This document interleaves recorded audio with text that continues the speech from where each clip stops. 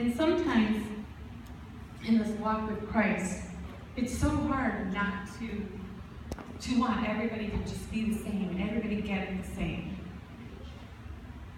Being led by the Spirit. I'm going to share another story. So a couple weeks ago, when I left church, I work with a girl, her name is Catherine, and her brother is an addict. And so about a month ago, he tried to take his life.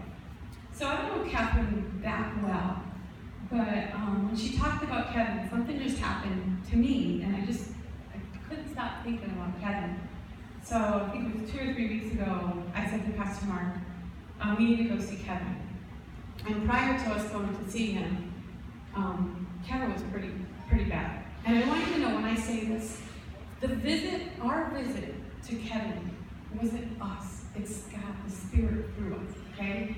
So why I'm saying this is I really want you to be sensitive to how the Spirit leads, okay? I don't know Kevin. I barely know Catherine. We've only been working together for 2 months. But God said, Elaine, I want you to go visit Kevin. And we didn't go for a whole week because I was nervous. I'm like, this guy doesn't know me from Adam. Like, is he even going to be nice to us or what? And so Catherine said, she said, before you go, she goes, I just want you to know, Kevin's probably going to be irritable when he sees you.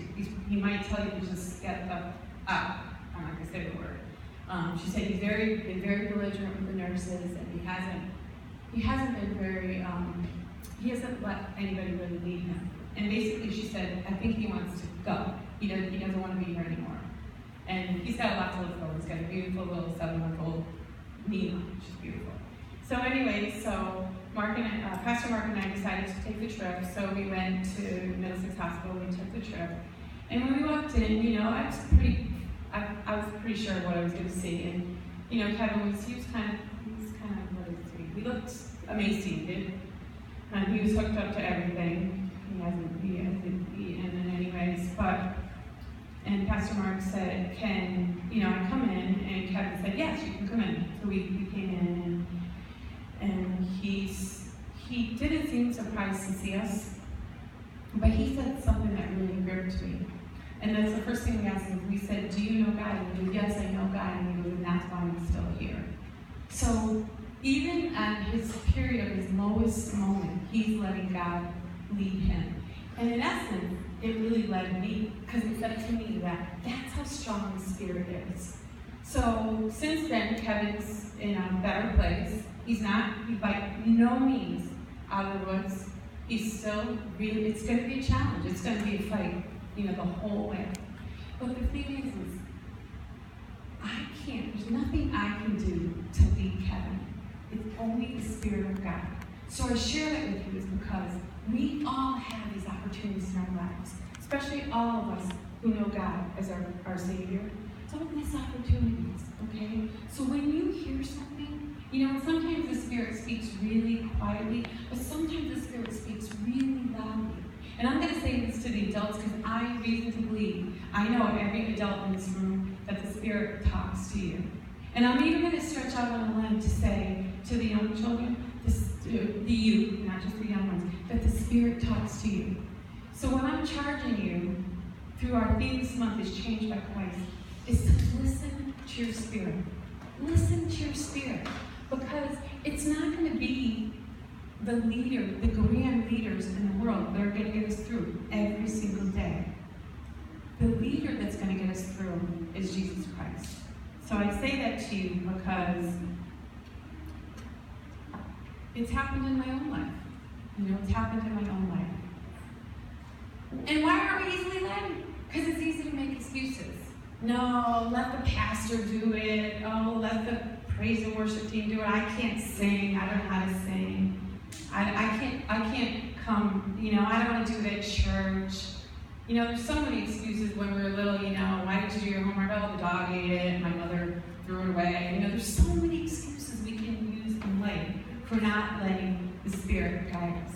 So that's one of the biggest reasons that I found in my research that people don't want to lead and don't want to be led because they want to make excuses, okay? They want to make excuses. When you're a child of God and you live transparently, it's really hard to make an excuse, okay? And I can only say that excuse is just your responsibility. I can't make you do something, but to bring forth your gifts. Don't harbor them.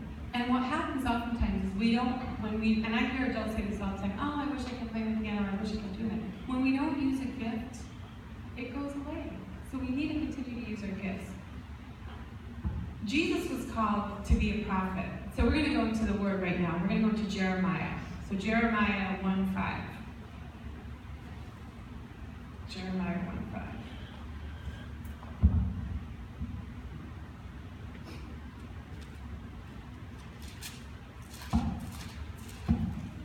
Jeremiah 1:5 reads, he said, in Jeremiah, the Lord said, the Lord spoke his word to me, saying, before I made you in your mother's womb, I chose you. Before you were born, I set you apart for special work. I appointed you as a prophet to the nations. Then I said, but Lord God, I don't know how to speak. I'm only a boy. But the Lord said to me, don't say I'm only a boy. You must go everywhere I send you, and you must say everything I tell you. Don't be afraid of anyone, because I am with you to protect you, said the Lord. The Lord reached out his hand and touched my mouth. He said to me, see, I am putting my words in your mouth. Today I put you in charge of nations and kingdoms. You will pull up and tear down, destroy and overthrow, build up and plant. Praise God. You know, if Pastor Mark and I weren't loyal to what God imparted in us, we wouldn't be here right now. And it's really, really, really hard. You know, we were pretty content in our old church, right? You know, I met Pastor Mark in 1998. We went to a church. We brought our children at the time. We brought Monique at the time. I mean, I can attest to it. Monique's attest to me. Her best friends came from God. They really did. They came from God. You know, I'll never forget the day, you know, we brought the kids to Shiloh. They instantaneously bonded. Then Pastor Mark and I were led by our pastors, who are amazing leaders, to go to another church called Trinity Christian Church, where we were led for, we were there for 15 years. And, you know, our pastor saw something in us, and we kind of resisted at first, you know. First of all, Pastor Mark, when we hadn't even really gone to church. He was kind of doing a little bit of this, a little bit of that. And, you know, at first we didn't even go to the same service together. People didn't even know we were together. We told them we were getting married. They're like, who are you marrying? And I go, the guy at the 8:30 service. So, you know, we really trusted God, and he led us. And, you know, we were at a ministry meeting one day. This is, had to be probably 4 years ago, probably right about this time. And we were coming across some indifference, and God was really working on me.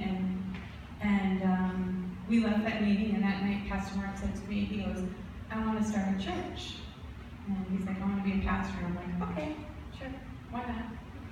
But inside, I was scared. I was really, really scared. Almost just like Jeremiah was when God told him. He said, you know, I'm calling you to lead. But God says, take my hand. I'm going to be with you.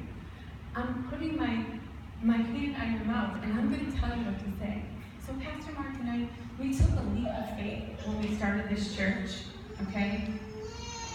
And, you know, we let our pastors lead us. And I'll be honest with you, when our previous pastors said to us, we were ministers. So we studied 6 years, we were ministers, and they said, well, now we might be reverends. And I'm like, oh no, I don't want to be a reverend. No. I mean, I'm fine with just being like the ministry. That's super cool. But reverend, oh my gosh. And you know, people actually come up to us and they go, I swear to God, people have said, so who led you to be a reverend? How can you call yourself a reverend? And I had to research it, because when pastors asked me, I said to them, I don't think I'm worthy of this. And my pastor said, are you questioning God? Because God told me. I had to sit on this one. I said, well, I don't hear it. She said, God told me he wants to appoint you, and Pastor and Mr. Mark, he wants you to be reverends. He wants to appoint you. So then we were led through another 3-year training. And, you know, and then we had to go and you know, present and do our thing, and, you know, but still to this day, my flesh struggles with being a leader, you know. But one thing that